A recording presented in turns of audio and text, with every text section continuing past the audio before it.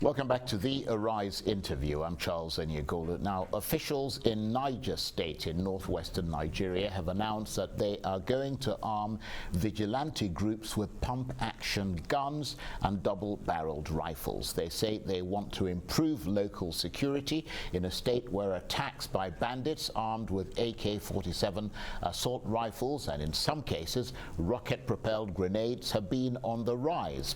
Apparently there is little police presence across much of the state, so it is hoped the vigilantes will fill the gap.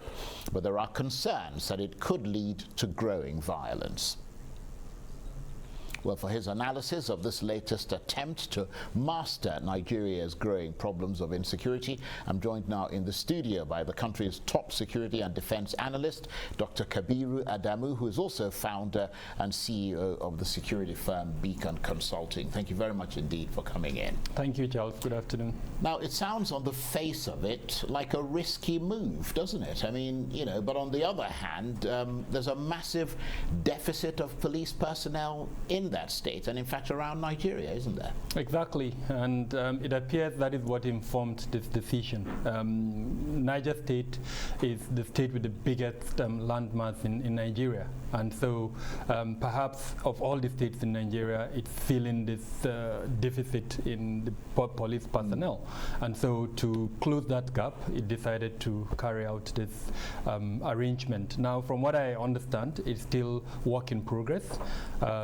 They are trying to work out an arrangement that would be acceptable. Now, the Nigerian Constitution, the Firearms Act 1999, only allows non-state actors who have been licensed to carry weapons. And so far, none of the vigilante groups that exist in Nigeria have been licensed to carry weapons. So it appears the Niger State government is walking a very thin and delicate line in terms of how it intends to go about arming these vigilantes. But from what I've heard, they intend to allow the police to be the custodian of these rifles and double-barrel guns. And anytime they are going into the forest, because this is where the bad guys are, so anytime they're going into the forest, the police would arm the vigilantes with these weapons.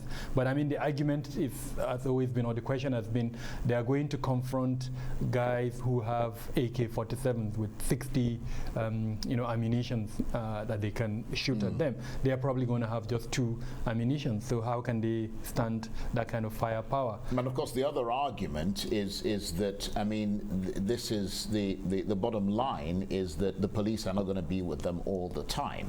I mean, the idea is for them to defend themselves because the police are unable to be with them all the time. So this is a measure of how desperate the authorities in Niger State are, because the reality is they simply don't have enough police to cover the state, and this is what they're forced to do. Exactly, and the collaboration or coordination between the federal and the state government has been the big gap in all of these challenges that have arisen. And in particular, if you recall, about 2 weeks ago, the Niger State governor openly complained that the federal government wasn't doing alone. Now, for the purpose of the listeners that are outside Nigeria, it's a federal arrangement, and the Constitution only allows the federal agencies to bear arms. There is no state agency that can bear arms. So the states now depend on these federal agencies, and because these federal agencies are stretched, a situation arises where state governors need additional level of deployment, but then they don't get this deployment. And so Niger State government has come up with this idea, and like you rightly said, it appears this is out of necessity.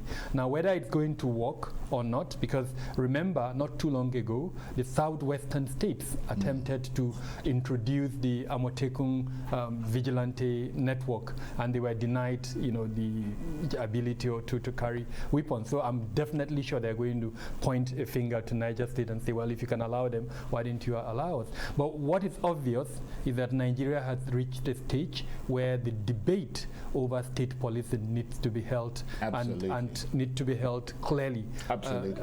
So that at least issues like this would be addressed. Absolutely, because I mean, I understand that in some parts of Nigeria, the ratio of police to the populace is something like 1 officer to 6,000 people. I mean, that's extraordinary. My village, which is a town in Tambuwal local government in Sokoto State, I doubt if at any point in time you would have up to 10 security personnel. And we're dealing with a situation where 100 bandits could decide to attack the village. And heavily armed. And heavily armed. Each of them would have an AK-47, sometimes 2 AK-47s with 60 ammunition, 2 magazines tied together.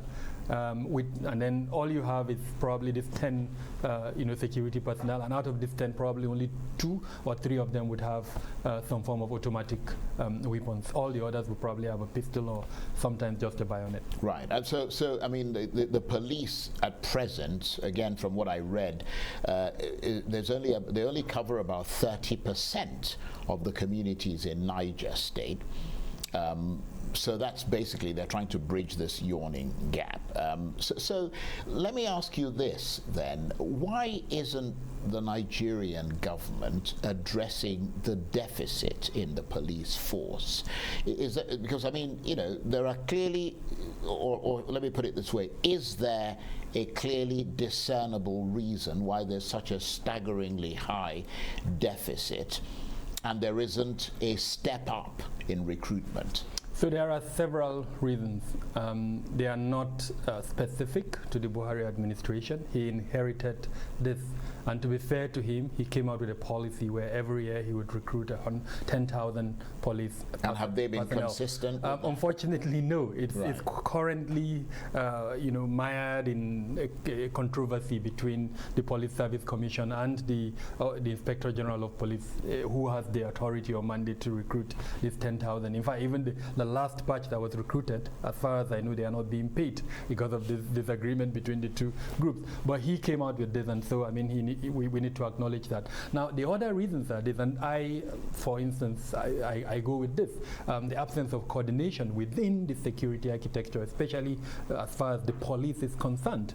Now, there are several agencies that are carrying out policing functions, but that are not separate from the police. The road safety is an example. To an extent, even the immigration. There are countries where the immigration and the police are one and the same body. And then the Civil Defense Corps. Now, if you bring all of this together, that ratio that you mentioned would be significantly reduced. But because they are operating in silos, and in some instances are actually operating under different ministries with no coordination. I'll give you a good example. The police, the body itself, is under the Ministry of Police Affairs, while the others that I mentioned, the road safety, civil defense, are all under the Ministry of Interior.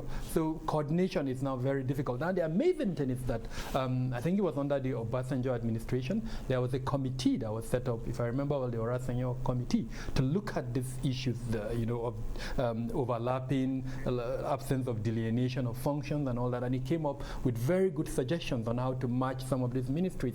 I know there has been a presidential directive to implement the report of that committee, which would have solved this problem. Basically, what we're saying is there are perhaps enough personnel if you match all of these organizations together, but because they're operating in silos, then you have the kind of situation you have at the moment. Okay, so I mean, if they're able to get beyond the legal basis and these other issues that you talk about, how risky an endeavor is it giving these vigilantes guns to face off against armed bandits? Isn't that just going to escalate the violence rather than reduce the violence? So there are several levels of risk. The most basic one and simplest one is the risk to the vigilantes. And a good example is Zamfara State, where when they attempted to introduce the vigilantes, they themselves created a bigger problem. The monster that we're dealing with today in Zamfara State is as a result of the introduction of the vigilantes. They were not properly trained. They didn't understand where their power started and where it ended. So they could arrest, but they had no powers of prosecution. Now, unfortunately, they are allocated to themselves those powers, and so they went after the so-called Fulanis and started killing the Fulanis. Niger State could also encounter that if the vigilantes are not properly trained. Dr. Kabiru Adamu, the Security and Defense Analyst and CEO of Beacon Consulting. Always appreciate your analysis. Thank you very much. Thank you, Charles. That's it for this edition of the Arise interview. Join us again tomorrow from me and the entire team here in Abuja, London and Perth in Australia. Bye-bye and thank you for watching.